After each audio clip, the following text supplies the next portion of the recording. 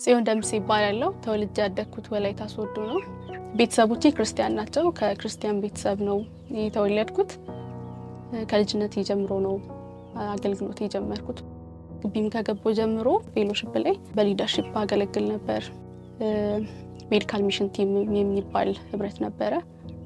ዛ ህብረት ላይ ጆይን አድርጌያቸው አብረን የጸሎት ጊዜና አውትሪች እንወጣ ነበር። የሄድን ያልተደረሱ የህዝብ ክፍሎች ጋር እየሄድን ወንጌልን ሰራ ነበር።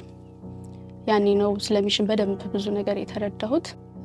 በዛ ሜዲካል ሚሽን ቲም ጸሎት በነበረን ጊዜ አንድ ጓደኛችን ጸሎት እያጸለየ ጥያቄ ጓደኛዬን ይጠይቃታል እና ለእግዚአብሔር እስቲ በእድሜሽ ዋጋ ከፍለሻል ወይ ለወንጌል የሚል አይነት ጥያቄ ጠየቃት። ወዲያው እኔን ነበር የጠየቀኝና እኔም ለወንጌል ይዘን ያህል ዋጋ እንዳልከፈልኩኝ ኖርማል ህይወት እንደነበረኝ በዛ ጊዜ ነበረ በጸሎት ታይማችን በጣም ጌታ ይሞገተኝ። እንደዚህ ያልተደረሱ ህዝቦች ጋር ሄጄ ወንጌል መስራት እንዳለብኝ እግዚአብሔር በሰጠኝ በዚህ እድሜ ማገልገል እንዳለብኝ አመንኩኝ ማለት ነው።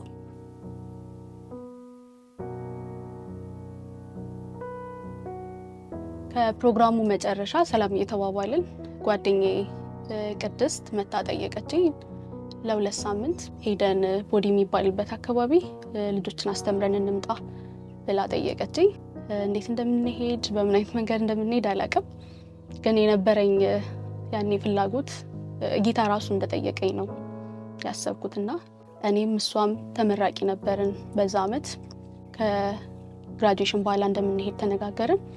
ያው በተመረቅን በሳምንታችን ወጣን ማለት ነው።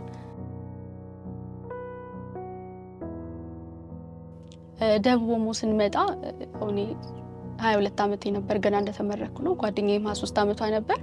እዚህ ስንመጣ ደግሞ በኔል የምትባል የኛ እድሜ ልጅ እዚህ ቀድማን መታ ስታገለግል የነበረች ልጅ ነበረችና ከሷ ጋር ሆነን አብረን ማገልገል ጀመርን።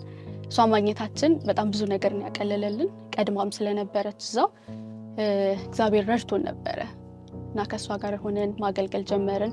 እዛው መንደር ውስጥም እናደር ስለነበረ ቤት ነበራት፣ የምትኖርበት ጎጆ ቤት ነበራት። የማህበረሰቡ ሰዎች ሰጥተዋት ነው። እንግዲህ ለ3 ሳምንት ብለን ሄደን ለ4 ወር ያህል እዛ ቆየን።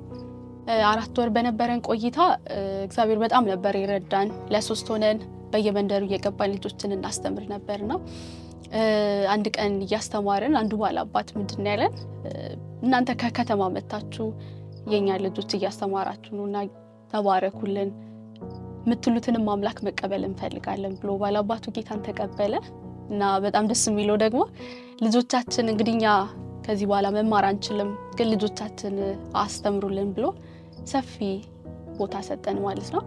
እዚህ ቸርች ሰርታችሁ ቤተክርስቲያን ሰርታችሁ ልጆቻችንን አስተምሩ አለን እና በነጋታው ነበር መተን ምንጣሩ የጀመርነው። ቦታው ላይ ጫካም ስለነበረ ገብተን መመንጠር ጀመርን። ወጣቶችን አስተባብረን ልጆችን አስተባብረን እንጨት መቆራረጥ ጀመርን። ቤተክርስቲያኗን ለማሰራት ገንዘብ መሰብሰብ ስለነበረብን ወደ ሶዶ ተመለስን እኔና ጓደኛዬ። ግን መተን እንዳናሰራ ተግዳሮት የነበረብን ተመልሰን ወደ ቦዲ እንዳንሄድ ቤተሰቦቻችን በጣም ተግዳሮት ሆኖብን ነበረ። ምክንያቱም ሴቶች ነን ወጣቶችም ስለነበርን ብቻችንን እንድንሄድ ፈቃደኛ አልነበሩ። እንደምንም ቤተሰቦቻችንን አሳምነን ተመልሰን መጣን። ከዛ ቤተክርስቲያኑን ማሰራት ቻልን። እግዚአብሔር በጣም ነው ይረዳን። ወደ ቦዲ ከተመለስን በኋላ ቤተክርስቲያኑ ተሰራ። ቸርቾችን በጣም ደስ አላቸው። ቃልዮት ቸርች ነበረ ስናገለግል የነበረው እና እነሱም በደስታ በቋንቋቸው የሚያገለግል ወንጌላዊ ቀጠሩልን እና ልጆችን በደንብ እያስተማረ ነበር። አብረን ነበረ ስናስተምርም የነበረው። እንዲህ ያለን እንግዲህ ቦዲ 1 አመት ቆየን። 1 አመት ቦዲ ከቆየን በኋላ ሶስታችን ጓደኛችን ጵኔል ኦሞራቴ ወይም ደግሞ ዳሰነች የሚባል ማህበረሰብ ያለበት አካባቢ ለመሄድ ወሰነች። እኔ ደግሞ የሐመር ማህበረሰብ ውስጤ ላይ ከበደ። እዚህ ሐመር መጥቼ ስለሚንጌ የሰማሁት ታሪክ ሐመር ላይ እንድቆይና ማገልገል እንዳለብኝ ውስጤን ሞገተኝ። ሚንጌ ማለት የተረገመ ማለት ነው ቀጥታ ትርጉሙ በአማርኛ እና በተለያዩ አይነት ምክንያት አንድ ህጻን ልጅ ሚንጊ ሊባል ይችላል። በሐመር ባህል የመጀመሪያው የፊት ጥርሱ የላይኛው የፊት ጥርሱ ቅድሚያ የሚበቅል ከሆነ ያ ልጅ ሚንጊ ነው። ስለዚህ ያ ልጅ ይገደላል ማለት ነው። በተለያየ አይነት መልኩ ይገሏቸዋል። ሁለተኛው ደግሞ አንድ ሴት ልጅ ከማግባቷ በፊት መፈጸም ያለባት ደንብ አለ። እሱን ደንብ ባላባቱ ሳይፈጽም ቤተሰቦቿ ሳይፈጽሙ አርግዛ ከተገኘች ያ ልጅ ሚንጊ ነው የሚባለው፣ እሱም ይገደላል። እና ባላባቱ ደግሞ የረገመው ልጅ ያወገዘው ማህበረሰቡ ያወገዘው ለምሳሌ ጌታን ሲቀበሉ እንዳመጹ ስለሚቆጠር ይረገማሉ፣ ሚንጊ ይባላሉ ማለት ነው። የሚንጊ ባህል እዚህ በደቡብ ኦሞ በሶስት ትራይቦች ላይ አለ፣ በሶስት ጎሳዎች ላይ አለ። ካሮ አለ፣ እዚህ ሐመር አለ፣ እንደገና በና የሚባልበት አካባቢ አለ።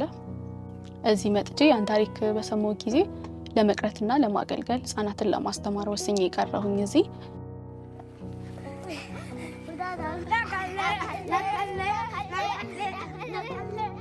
እዚህ አካባቢ ባህላቸው ከመንፈሳዊ አሰራር ጋር በጣም የተያያዘ ነውና ከዛ የተነሳ ሰዎችን ደቀ መዝሙር ለማድረግ በጣም ያስቸግራል።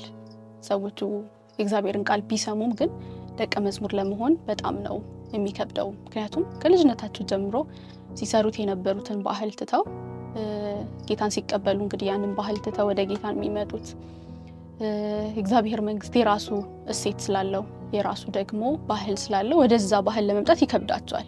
ልጆች በዚህ ባህል ብዙም ስላልገቡበት ባህሉንም እየፈጸሙ ስላላይደሉ እነሱ ላይ መስራት የእግዚአብሔርን የመንግስቱን ባህል ማስተማር ጥሩ የሆነ መሰረት ነው የሚሆነውና ልጆችን ለማስተማርም በዛ ነው የመረጥነው። ሆኖም ግን ልጆች ላይ የሚሰራ ሰው ብዙም አልነበረም። ልጆች አይታሰቡም ነበር። ለልጆች ወንጌል የተገባ እስከማይመስል ድረስ ልጆችን የሚያስተምሩ ብዙ ሰዎችም አልነበሩም። ቤተክርስቲያንም ብዙ ፎከስ አድርጋ አትሰራበትምና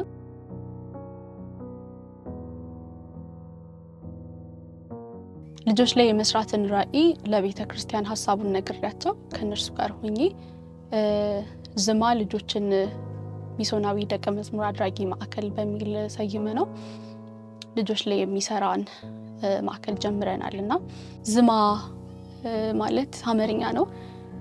የቃሉ ትርጉም ፍላጻ ወይም ቀስት የሚል ትርጉም አለው። መጽሐፍ ቅዱስ ላይ መዝሙረ ዳዊት 127 ቁጥር 4 ላይ ምንድን የሚለው በወጣትነት በልጅነት የተገኙ ልጆች በኃያል እጅ ላይ እንዳሉ ቀስቶች ናቸው ይላል፣ ወይ ደግሞ ፍላጻዎች ናቸው ይላል በቀድሞ ትርጉም።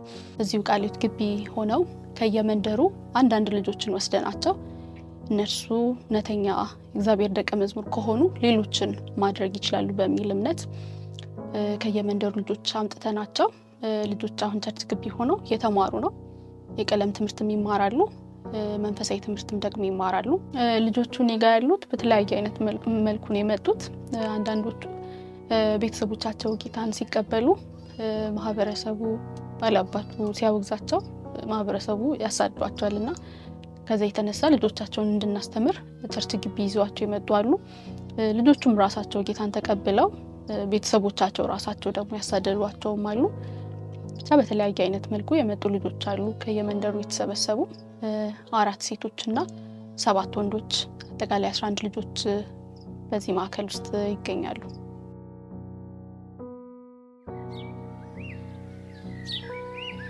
ከልጆች ጋር ማለዳ የጸሎት ጊዜ ይኖረናል፣ እንጸልያለን። ከ12 ሰዓት እስከ 1 ሰዓት ባለው እንጸልያለን። መንፈሳዊ ትምህርት ይማራሉ እዛው።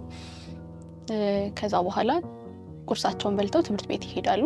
ትምህርት ቤት ሄደው የቀለም ትምህርት ተምረው ይመለሳሉ። 6 ሰዓት ይመጡና ጥናታቸውን ያጠናሉ። ምሳ ከበሉ በኋላ ከዛ ረፍት አድርገው ይጫወታሉ። አመሻሽ ላይም መንፈሳዊ ትምህርት ተምረው ያርፋሉ ማለት ነው፣ ይተኛሉ። ልጆች ሚስዮናዊነትን እንዲለማመዱ ከምናደርጋቸው ድርጊቶች አንዱ በየመንደሩ እየሄዱ ልጆች እዚህ የተማሩትን ትምህርት መንፈሳዊ ትምህርት የተማሩትን ሄደው ራሳቸው በራሳቸው ቋንቋ የራሳቸው ጓደኞች እንዲሰብኳቸው እናደርጋለን። የተለያዩ መንደሮች እየገባን ወደ መንደር ስንሄድ የተለያዩ የምናስተምራቸውን የሚረዱን ፕሮጀክተር እና አንዳንድ ስዕሎችን ይዘን እንሄዳለን እና ስንሄድ ፕሮጀክተር ሰቅለን በቋንቋቸው የተዘመረን ዝማሬ በዛ ፕሮጀክተር ስንከፍት ብዙ ልጆች ይሰበሰባሉ። ወደ አመሻሽ ነው የምንሄደው። ልጆች መዝሙር ከፍተንላቸው ከተሰበሰቡ በኋላ የኢየሱስን ፊልም እናሳያቸዋለን። በራሳቸው ቋንቋ የተሰራ ፊልም ስለሆነ ተተርጉሟልና በአማርኛ ደስ ብሏቸው ነው የሚሰሙት። እየተረዱትም ስለሆነ ፊልሙን የሚያዩት በጣም ደስ ብሏቸው ነው የሚያዩት እና የተሰቀለበትን ፓርት ሲመለከቱ በጣም እያለቀሱ ነው የሚመለከቱትና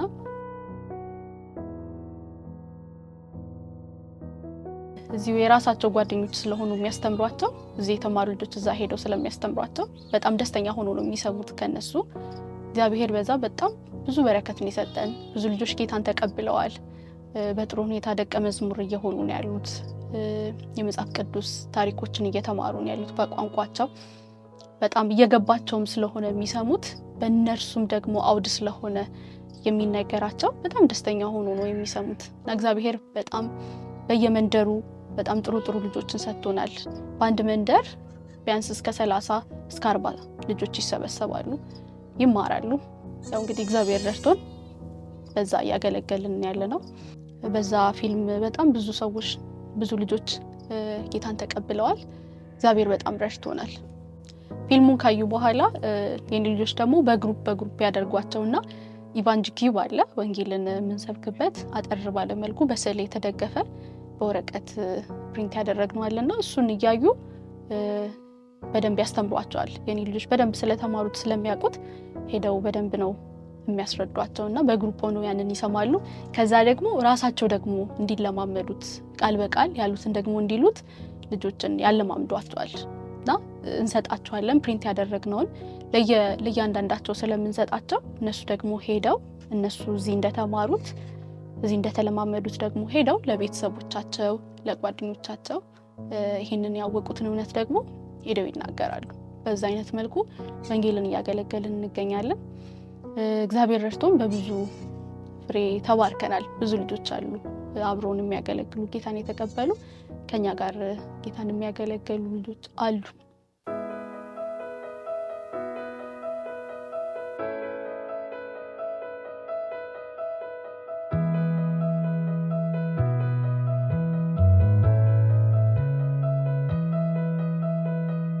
ጌታ ኢየሱስ ሉቃስ ወንጌል ላይ እንደተናገረው መከሩ ብዙ ነው፣ ሰራተኞቹ ግን ጥቂት ናቸው አለና የመከሩ ጌታ ሰራተኞችን እንዲያበዛልን ለምኑ ጸልዩ ብሎ ነበርና የኔም ጸሎት ዛሬ እሱ ነው።